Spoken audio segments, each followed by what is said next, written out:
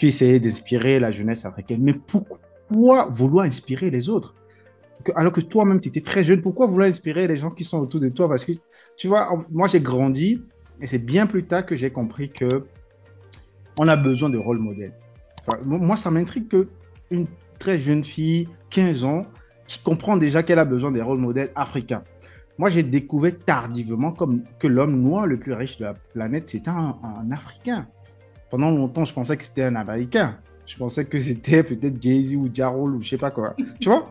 Et, et je trouve dommage que on grandisse longtemps sans savoir que ce sont des Africains qui bâtissent d'excellentes choses. Et ça, en fait, je trouve que c'est incroyable en tout cas. Mais comment toi, pourquoi vouloir inspirer les gens à ce moment, au début de Irao? Pourquoi tu voulais déjà inspirer les jeunes? Alors, je pense qu'il y a énormément de facteurs qui ont, je vais dire, déterminé ce moment-là de ma vie. Le premier facteur étant que, personnellement, j'avais toujours l'impression d'être, comment dire, une tâche. Je disais souvent que j'étais une tâche sur le tableau parce que je me sentais vraiment différente et en même temps, je ne trouvais pas toujours des gens qui me ressemblaient, qui pensaient comme moi. C'est un peu bizarre de dire cela, mais c'est comme si tu vivais dans un monde et tu vivais dans un monde dans le monde. Donc, au final, tu te dis, qui sont les autres dans ce monde-là? Et donc, quand je le décris, je pense un peu à, à Dragon Ball, qui allait à la recherche des 7 boules de cristal. Donc, il y avait quand même cette quête-là en moi de trouver des gens qui me ressemblaient. Mais il y avait aussi le fait que quand j'étais petite, les seuls rôles modèles à m'apporter, c'était Marie-Élise Bedeau. C'est-à-dire, D'accord. tout le monde me Oui. disait, ah, tu vas devenir comme Marie-Élise Bedeau. Mais à part Marie-Élise Bedeau, il y avait qui? Personne. C'est-à-dire, c'était le seul personnage public le plus proéminent sur la scène à Cotonou, au Bénin. D'accord. Et à un moment donné, j'étais vraiment frustrée parce qu'il n'y avait plus de disponibilité de rôle modèle. Et donc, comme je te le disais, j'ai trouvé énormément de mes rôles modèles dans les livres. Et je crois que, arrivé à l'université, j'ai j'ai compris très vite que la diplomatie et les relations internationales, qui était ma filière, ne me convenaient pas. Et donc, comme je vais dire, commencé à construire une communauté sur les réseaux sociaux, j'avais un blog que les gens suivaient. J'ai commencé à m'ennuyer énormément à mon stage au ministère des Affaires étrangères. En ce moment-là, je lisais beaucoup de Nietzsche. Je lisais également Liliane Thuram, qui avait écrit Mes étoiles noires. Et d'ailleurs, drôle d'anecdote, je suis tombée sur Liliane Thuram des années après à Paris. J'étais assise à côté de lui, on discutait. Et je me disais, mais ce gars, il est vraiment cool. Et à la fin, je disais à mon amie qui m'a amenée justement à l'endroit, ah, mais franchement, ton ami, il est vraiment cool. Et elle me dit, mais tu le connais pas? C'est Liliane Thuram. Je suis là en mode, no way! Et franchement, c'était bref, c'était vraiment un épisode très cocasse. Mais voilà, je lisais, j'ai lu Mes étoiles de Liliane Thuram, et comme tu le dis, ça m'a permis de voir à travers l'histoire des personnages qui étaient quand même très inspirants. Et ensuite, toujours dans cette quête je vais dire, de sens, le fait que je me rende compte, voilà, la filière à laquelle j'ai consacré 3 ans de ma vie n'est plus là où je veux être. J'ai eu par hasard, en fait, un message de Marie-Cécile Zinsou, qui est la fondatrice de la Fondation Zinsou, qui m'a dit, allez, viens visiter la fondation. Donc, OK. dans la période, j'étais vraiment à la recherche de quelque chose pour me redonner vie. Donc, j'ai sauté sur l'occasion, je l'ai interviewée. Et à la fin de l'interview, j'étais tellement inspirée, je me suis demandé, mais pourquoi est-ce qu'il n'y a pas plus d'histoires comme elle? Pourquoi est-ce que je ne la connais pas publiquement? Pourquoi les médias ne parlent pas assez d'elle? Pourquoi la plupart de la population béninoise, jeune et tout, se disent, nous les jeunes, parce que ça, c'est le message qu'on entend. Moi, j'ai grandi avec ce genre de message. Le message qui dit, les jeunes ne sont pas sérieux, les jeunes, c'est juste Mhm. pour s'amuser, Ouais. c'est la fête, tout ça. Donc, il n'y avait pas de message positif dont tu pouvais t'imprégner en tant que jeune. Ouais. Et ensuite, après cette rencontre, je suis tombée sur de jeunes danseurs à la place des Matières à Cotonou. Et j'ai encore été plus inspirée par leur histoire. Notamment, je dirais à ce moment-là, j'ai été très émue parce que ce sont des jeunes qui se retrouvaient chaque samedi pour pratiquer leur passion, la danse, mais qui n'étaient pas reconnus par la société. C'est-à-dire Mm. qu'ils me parlaient du fait qu'ils devaient se cacher pour aller danser. Ils devaient, voilà, investir dans ce qu'ils font. Les gens n'étaient pas prêts à payer pour ce qu'ils font. Donc, j'avais énormément de talents qui faisaient des choses extraordinaires, mais qui n'avaient pas la reconnaissance de la société. Et donc, à un moment donné, tous les points se sont connectés et je me suis dit, alors, pourquoi ne pas tout simplement raconter leur histoire? Puisque ma passion, c'est l'écriture et que j'ai déjà une communauté, pourquoi ne pas justement lancer une plateforme qui raconte ces histoires-là et qui valorise ces talents-là aux yeux du monde? Et donc, le 12 novembre 2015, le premier portrait a été publié et ça a fait le buzz. Je ne m'attendais pas du tout à ce que ce soit aussi populaire le premier jour.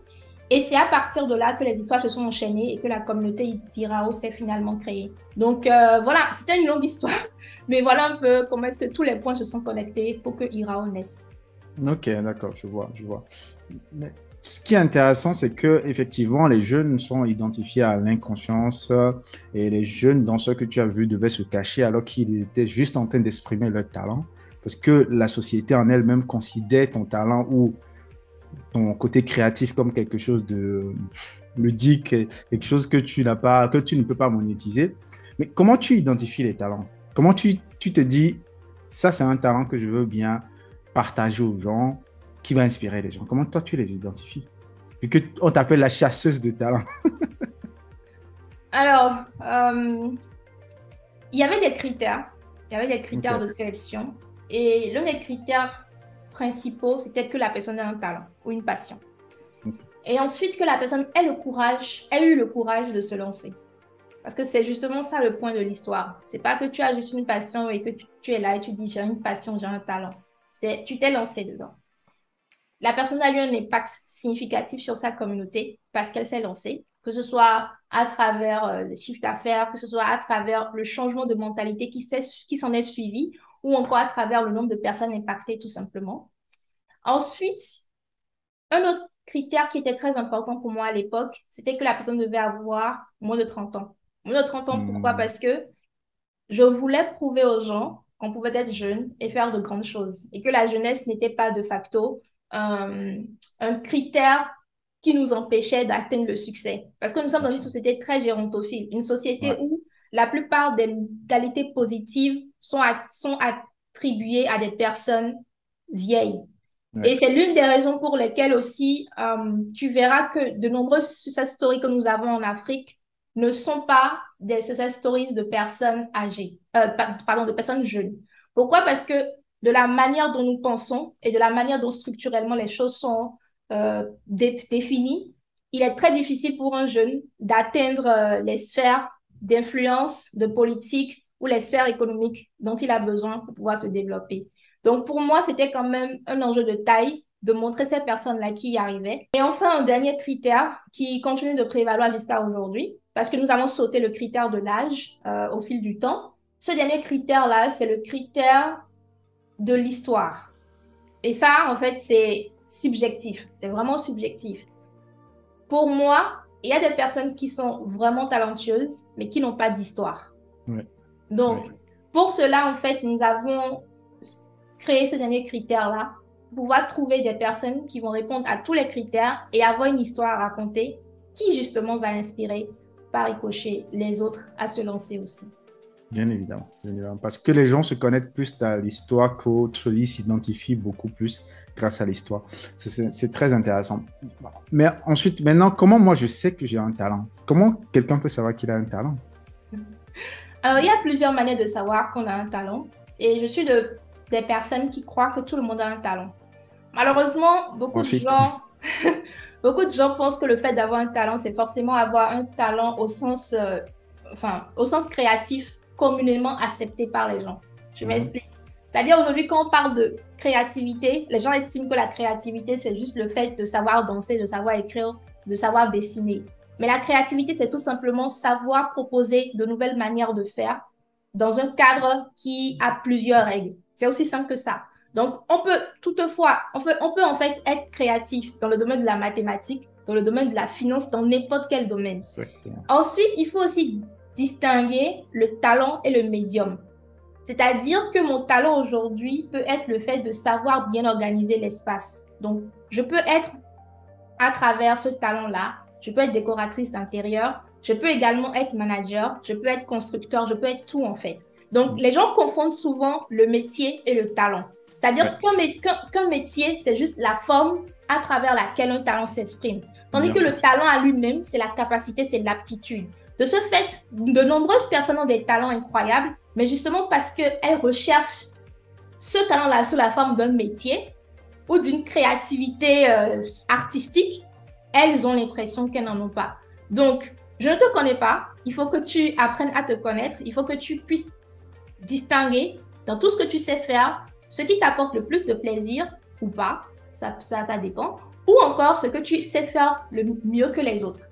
Et en fait, cette aptitude-là, parfois, justement, peut être overlook, dans le sens où les gens, parce qu'ils ont de la facilité à faire quelque chose, considèrent de facto que cette chose n'a pas d'importance.